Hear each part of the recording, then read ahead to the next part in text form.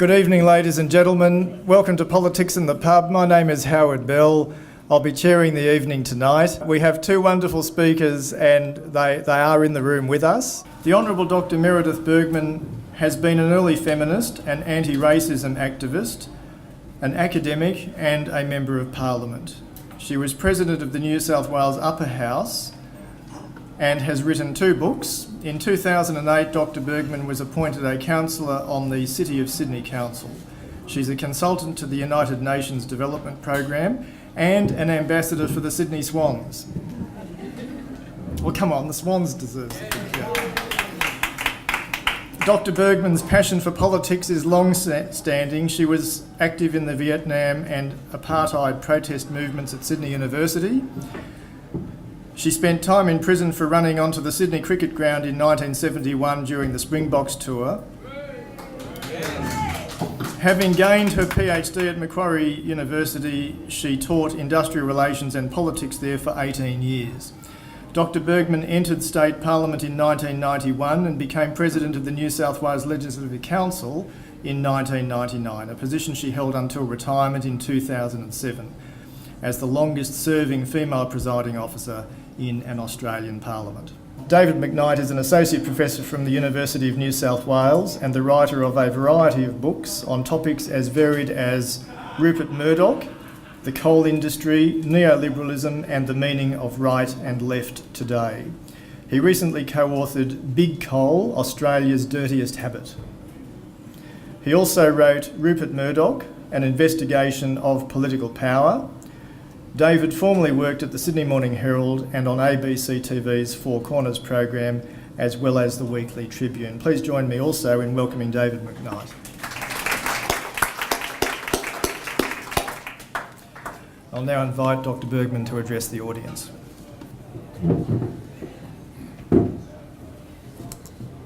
Thank you, Howard.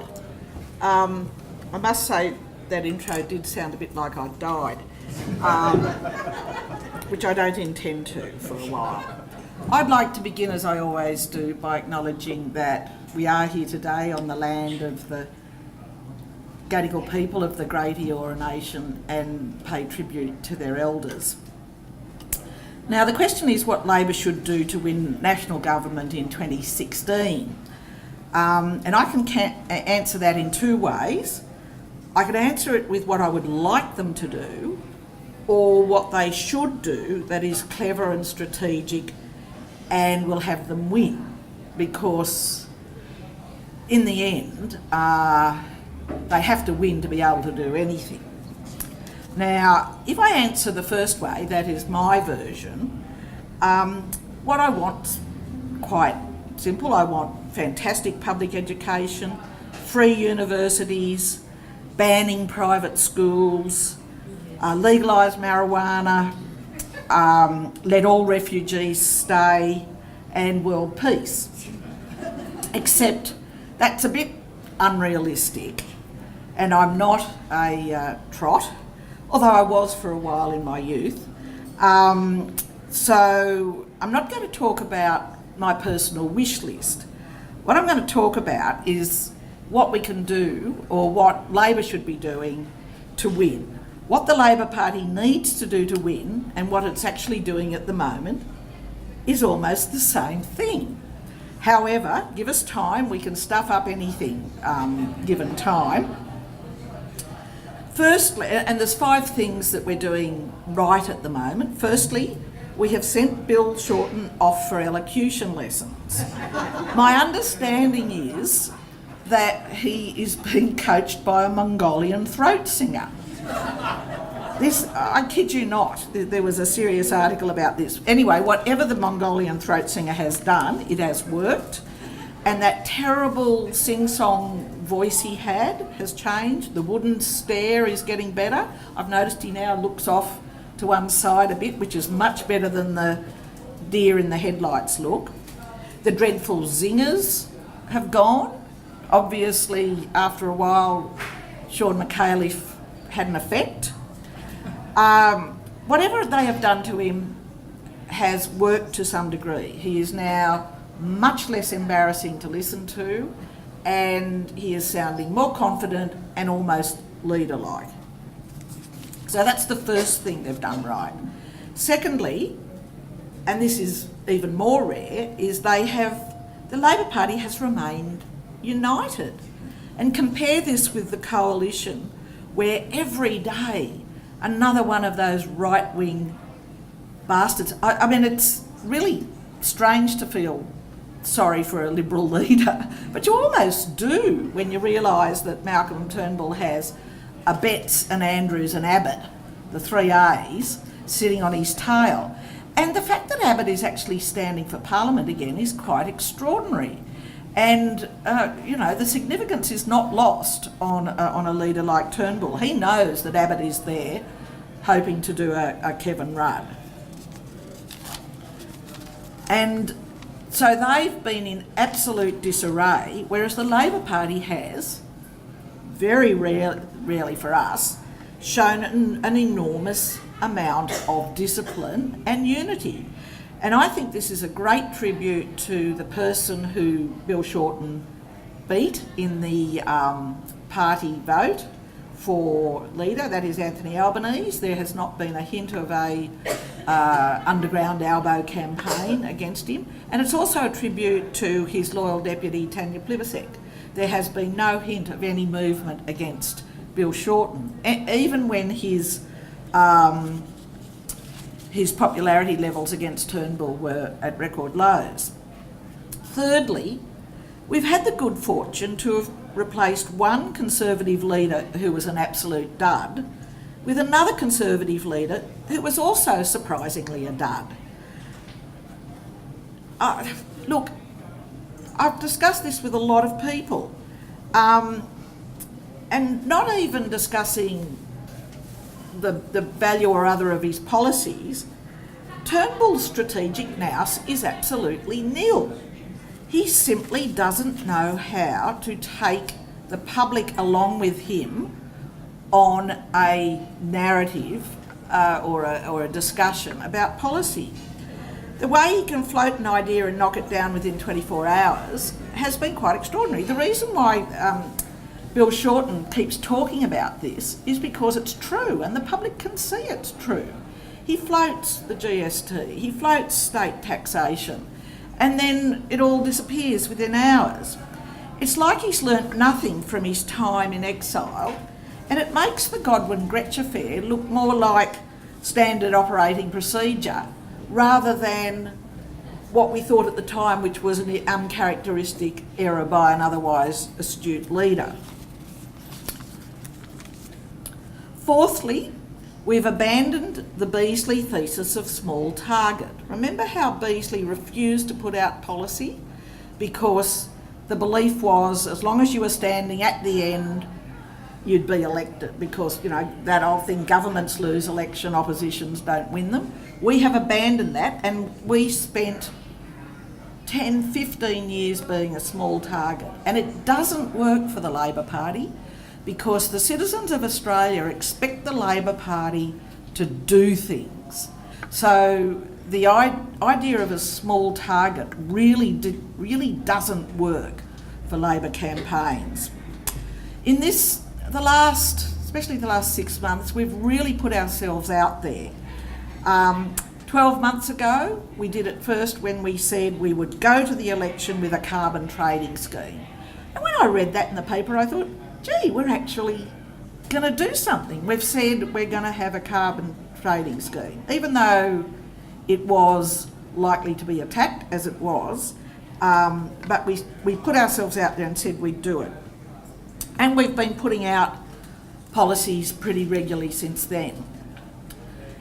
Fifthly, and this is the most important, we've produced good policies, and on the whole, we've actually sold them quite well. For instance, the Royal Commission on banks isn't just a stunt. It was a policy that Labor's been talking about and refining for quite some time, as the scandals to do with the banks just kept coming, like multiplying. The Labor Party has been responding to that, and there were a lot of motions at National Conference about a Royal Commission. So it's not just a stunt. And boy, does it show up the Coalition in its support for the Hayden Royal Commission into trade unions. As Mark Riley from Channel 7 said last week on Insiders, and if you don't watch Insiders you should, it really is a great show, he said this was setting up the narrative. You were going to have the hard hats, who opposed the Royal Commission into unions, versus the top hats who opposed the Royal Commission into banks. And fittingly enough, the leader of the hard hats is the old union leader Bill Shorten, and the leader of the top hats is the old merchant banker Malcolm Turnbull. Yes, it's setting up a narrative about class. And in the end, elections in Australia are about class. You just have to look at an election map to see that there are contiguous electorates. There are a big bunch of red electorates there and a big bunch of blue electorates there, and it's about class. Our decision to cut negative gearing except for new housing stock, which was long overdue and has been a left Labor Party position for years, is another example of a really good policy that isn't just a stunt. We've been talking about it for years. But it was always considered to be brave in the Sir Humphrey Appleby sense. And it is brave because there will be a pushback by the real estate interests and the property developer interests, is the same way as there'll be a huge pushback about the Bank Royal Commission. However, Turnbull jumping on it and the proposal about negative gearing being slashed, he jumped on it and said it will send house prices down. Well, that was a really silly thing for Turnbull to say, because for every homeowner sitting there going, oh, my price might go down, there were 2 or 3 homeowners saying, oh, thank goodness my kids will be able to afford to buy a place of their own. On the whole, people in Australia are very concerned about the fact that affordable housing is not available for the next generation. Other policies which will create a really sensible contest with the Conservatives, and when I was writing them down and trying to think of them, I kept thinking, there'll be 4 or 5, but there are dozens where, for the first time in years, there is actually going to be a series of policies where Labor says this and the Conservatives say that. And no one's going to argue anymore, Labor and Liberal, they're all the same. The Tweedledee, Tweedledum thesis, which has always irritated me enormously. But you just can't say it this time. First of all, marriage equality. The Labor position is we were elected and we're going to vote on this. There is no need for an expensive and quite divisive referendum. We saw the end of the result in Ireland, and it's looked wonderful with people hugging each other and everything, but there was vicious and nasty homophobia going on for 6 months during that campaign. We opposed the goods and services tax as being regressive. We have opposed the idea of company tax cuts. We're proposing less subsidies for the rich on superannuation, those obscene ways in which the rich could put away millions of dollars into their super schemes at a huge concessional rate. It will be gone. We have said we will fund the last 2 years of Gonski, and that really is about equal education for all. We've opposed uni fee deregulation. We support the Safe Schools program, and I might say that Daniel Andrews' comment on that, and Daniel Andrews is being the sort of Labor Premier that I wish sometimes I'd been part of that government, when he said the sorts of things being said about the Safe Schools program makes you think that these people oppose the students that this program is for, rather than the actual program. And it was a really, I think, telling thing for him to say. We've held out for transparency of private corporations' tax affairs. We argued that any private corporation worth more than $20 million should have transparent tax returns, and unfortunately the Conservatives were able to get a majority vote in the Senate that said that a private corporation had to earn more than $200 million in order to have transparent tax returns. We've produced a cities policy which is really so good and so comprehensive that we expect Malcolm Turnbull to bring out almost a carbon copy in a few weeks. It's really about how every citizen should be able to live within 20 minutes of good public transport, and the ways in which hard infrastructure feeds into green infrastructure at the same time. We've introduced party reform, really interesting reforms. We're the only party in Australia now which has a party-wide vote for leader.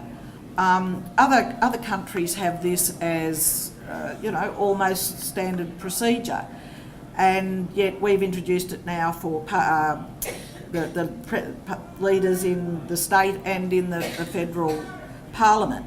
And I think it's a terrific thing. It has really made party members feel needed and wanted, and it doesn't always produce what you want, but that's democracy.